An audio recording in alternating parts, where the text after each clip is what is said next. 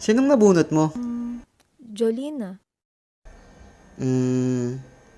Tayo pala magka-partner sa Valentine's Day.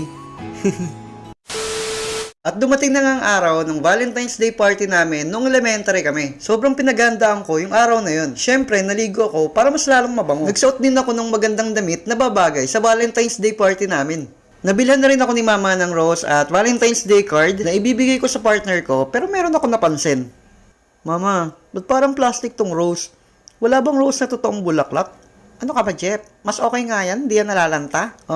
Baka kasi hindi tanggapin to ng partner ko mamaya. Sos, napakarte mo. Parehas lang naman rose yan. Sige, soli ko na lang yung rose. Card na lang bigay mo dyan. Napakarte ng partner mo. Pag-bowling ko kayong dalawa eh. Lo. Sige po ma, ox na pala to. Ito na po ma'am. Ibigay niyo na sa mga partners niyo ang mga bulaklak at Valentine's card na hawak ninyo. At batiin niyo sila ng Happy Valentine's Day. Naiya ako. Happy Valentine's, Julian. Happy Valentine's din, Jepoy.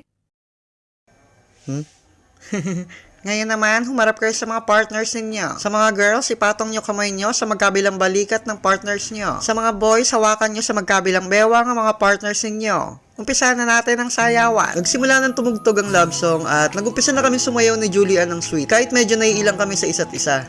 At yun ang pinakaunang Valentine's Day experience ko nung elementary kami. At yun ang pinaka-unforgettable experience ko sa Valentine's Day. Dahil nakasayaw ko noon yung crush ko sa school. May gusto sana ako aminin sa'yo. Nung grade 2 pa lang tayo, crush na talaga kita.